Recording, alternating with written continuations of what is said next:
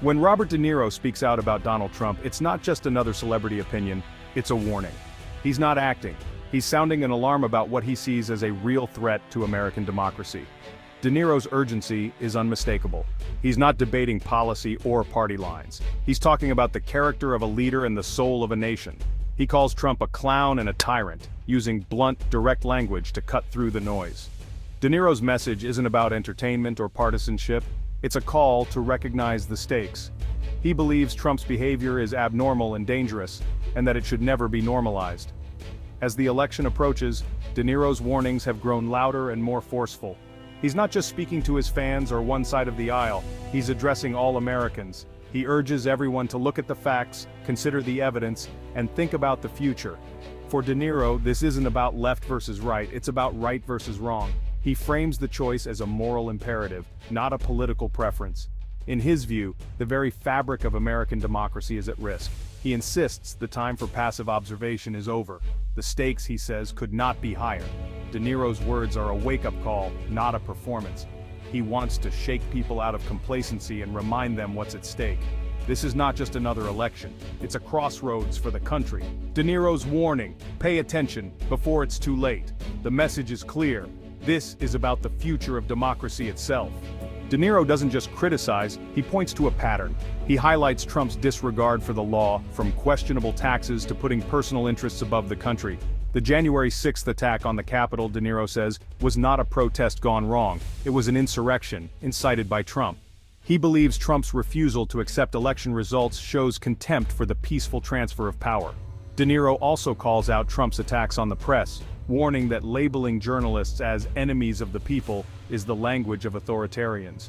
Undermining the press, he says, is a classic move to control the narrative and silence dissent. De Niro urges people to see the bigger picture. It's not one incident but a consistent pattern. From financial dealings to rhetoric, the evidence is there. He argues this isn't politics as usual, it's a sustained effort to weaken democracy. Ignoring these warning signs, De Niro says, is a risk the country can't afford. He wants Americans to recognize the danger before history repeats itself. The pattern is clear, and the consequences are real. De Niro's plea, don't look away, the future depends on seeing the truth. De Niro isn't a politician. He's an artist who's spent decades studying human nature. His roles have made him a cultural icon, respected for his ability to reveal truth on screen. Now he's using that same instinct to call out what he sees as deception in real life. As a lifelong New Yorker, De Niro watched Trump's rise firsthand. He describes Trump as a con man, not just a political figure. This isn't distant criticism, it's personal testimony from someone who's seen Trump's behavior up close. De Niro's credibility comes from his honesty and his willingness to speak out even at personal cost. He's not seeking power or attention, he's motivated by genuine concern for his country.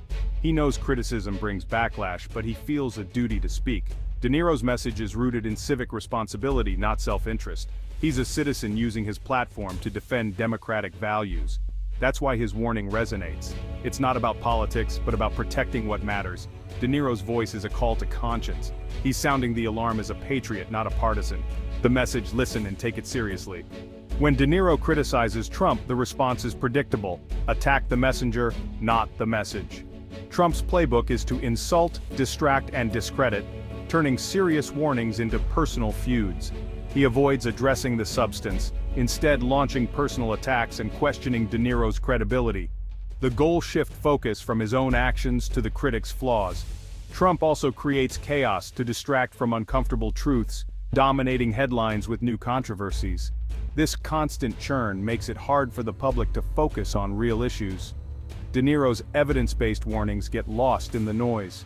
Trump then plays the victim, claiming persecution by elites and the media. This narrative rallies his base, turning criticism into a badge of honor.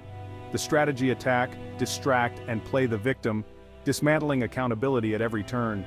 It's a spectacle that short-circuits reason and appeals to emotion. De Niro appeals to civic duty, Trump appeals to grievance and loyalty.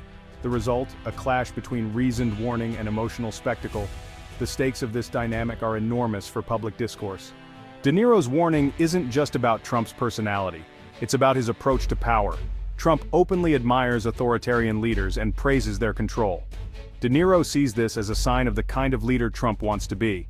He points to Trump's attacks on the judiciary and threats to use government agencies for personal gain.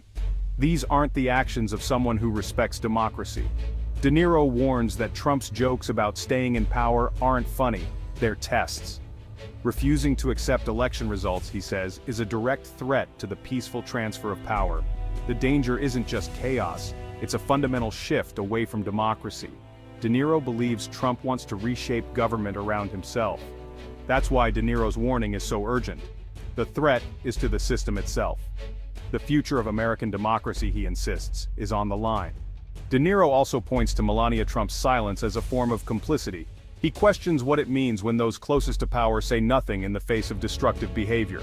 Unlike other first ladies who acted as moral compasses, Melania has remained largely in the background. De Niro sees this absence as a loss. No moderating influence, no challenge to Trump's harshest impulses. He argues that silence from those in Trump's inner circle helps normalize his actions. De Niro isn't attacking Melania personally, but using her silence to highlight a broader problem: complicity enables harm. In moments of crisis, everyone with a platform has a responsibility. For De Niro, quiet complicity is part of the danger. It allows the erosion of democratic norms to continue unchecked. De Niro's concerns go beyond America. He sees Trump as part of a global trend toward autocracy. When Trump undermines democracy at home, it emboldens authoritarians worldwide. Attacks on the press and culture, De Niro warns, are the first steps toward silencing dissent. He's seen how leaders in other countries use these tactics to control the narrative and erode freedoms. America's retreat from democratic leadership creates a vacuum, empowering rivals like Russia and China. The fight for democracy in the US has global consequences. If Trump is re-elected after challenging an election, it signals a win for autocracy everywhere. De Niro's warning: what happens in America echoes around the world. Defending democracy here is defending the idea of democracy itself.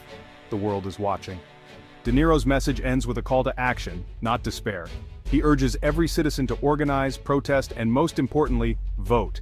The power to stop a slide into tyranny, he says, still rests with the people. Complacency is democracy's greatest enemy. De Niro calls for engagement, not silence. Show up, speak out, support democratic institutions. This is about more than one election, it's about defending the country's core principles. Voting, he says, is the most important act. De Niro asks Americans to look past partisanship and vote for democracy itself. Every vote matters. Elections are decided by small margins. He appeals to voters' conscience: choose decency, law, and democracy over chaos. The stakes could not be higher. De Niro's warning: if Trump returns, it could mean the end of America as we know it. His final plea: defend democracy before it's too late.